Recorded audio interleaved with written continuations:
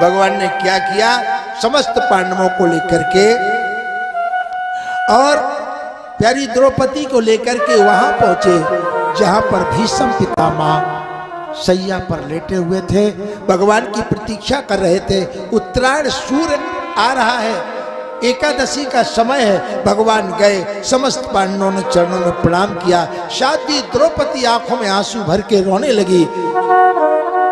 तो साध्वी द्रौपदी को देख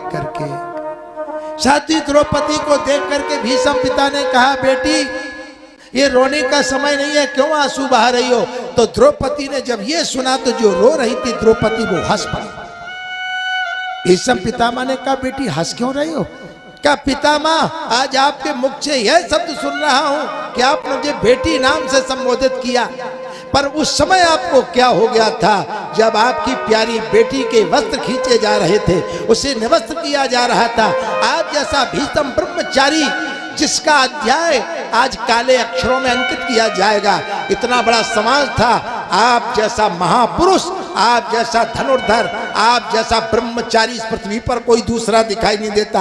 आप चाहते तो डांट देते, तो आज एक बहू की, एक कुलवधू की, आपकी बेटी की मर्यादा का सवाल था, आज बच जाती इज्जत। लेकिन आप आज बेटी कह रहे हो। ध्यान से सुन लेना माताओं, ये कथा है।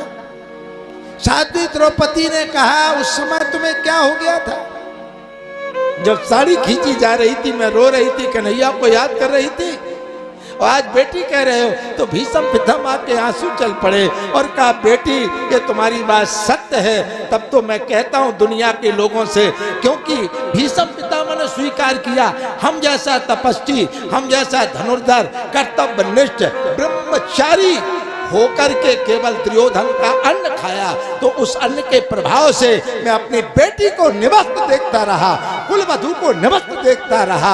आज वो रक्त निकल गया, और रक्त निकल गया, मेरा रक्त शुद्ध हो गया, तो मेरे सारे संसार में बहू बेटियां दिखाई देने लगी। जो आज बेईमानी का खा रहे हैं, हम इनसे पूछते इनका क्या होगा, इन्हें क्या दिखाई देगा, बताओ ना। एक दिन का, एक दुर्योधन का अन्न खाया तो ये दशा हुई, लेकिन ये भगवान की कृपा थी। प्रभु को देखा, प्रभु आप चले आए हो। भगवान ने कहा, मैं इसलिए चला आया हूं, क्यों, इसलिए चला आया हूं पितामह कि आपने मुझे याद किया था। प्रभु आप जैसा दयालु कौन होगा। भगवान ने कहा, पितामह इनको ऐसा उपदेश करो जिससे कम से